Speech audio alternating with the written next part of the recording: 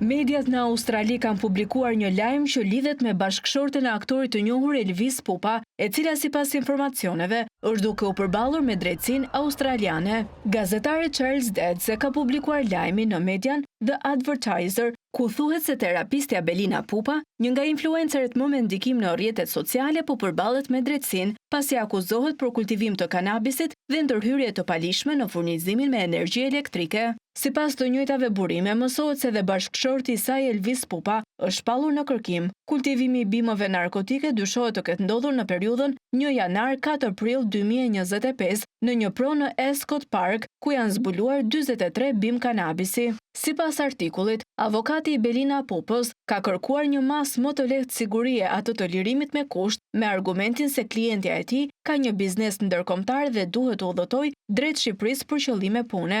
Zonja Pupa është punonjëse sociale dhe terapiste me një biznes ndërkombëtar. Ajo punon me klient në të gjithë botën, kryesisht me përjardhje shqiptare, ka thënë avokati.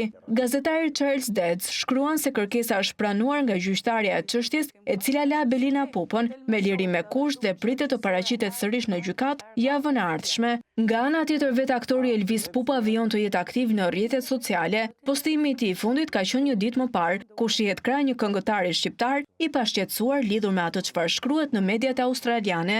I pyetur nga News 24 lidhur me lajmin, aktori Elvis Pupa sugjeron t'i referohemi dhe t'i lexojmë artikujt e plot në mediat e huaja.